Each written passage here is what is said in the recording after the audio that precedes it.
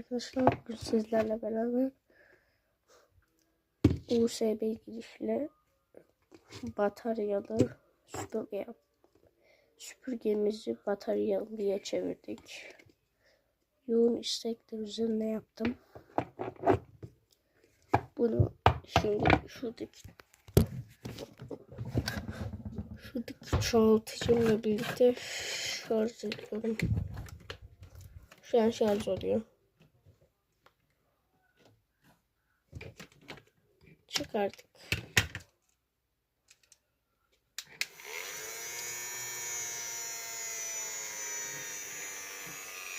Şimdi şarjı hızlı bitiyor. Bunun için daha büyük bir pil düşünüyorum. Veya bir tane daha karbon pil. İyi günler. İyi sabahlar.